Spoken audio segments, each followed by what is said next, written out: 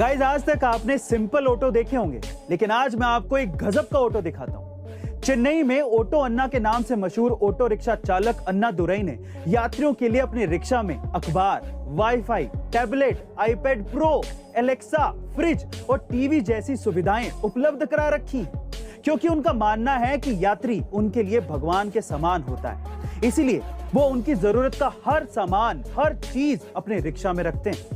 Guys, अब इससे सीखने को क्या मिलता है?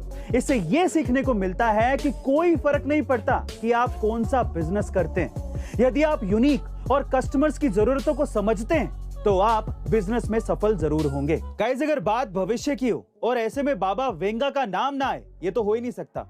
अपनी सटीक भविष्यवाणियों के लिए दुनिया भर में बाल्कन के नास्ट्राडामस के नाम से मशहूर बाबा वेंगा ने अमेरिका में अलकायदा के 9/11 हमले से लेकर सुनामी तक की सटीक भविष्यवाणी की थी।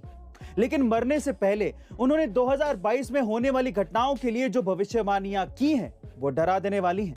उन्होंने कहा था कि 2022 में धरती पर एलियंस का अटैक होगा, कोरोना से भी खतरनाक बीमारी आएगी और इंडिया में अकाल पड़ जाएगा।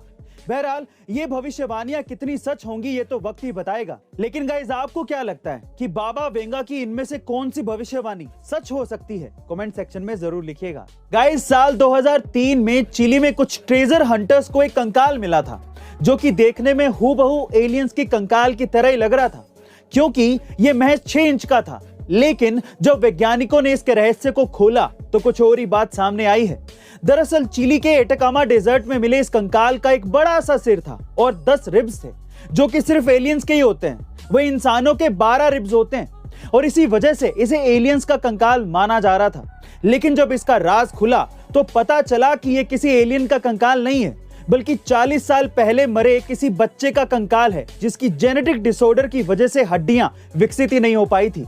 गाइस, क्या आप भी इससे पहले तक इसे एलियन का कंकाल ही समझते थे? कमेंट सेक्शन में जरूर लिखिएगा। आजकल के इंडियन यूथ को यह लगता है कि इंडिया ने आखिर टेक्नोलॉजी में दिया ही क्या है, तो थंबा। सबसे पहले है यूएसबी, जिसकी फुल फॉर्म है यूनिवर्सल सीरियल बस। अब इस कॉन्सेप्ट को डेवलप किया था अजय भट्ट ने, जो कि एक इंडियन अमेरिकन कंप्यूटर आर्किटेक्ट है। दूसरा है फाइबर ऑप्टिक्स, जिसके बिना इंटरनेट काम नहीं कर सकता।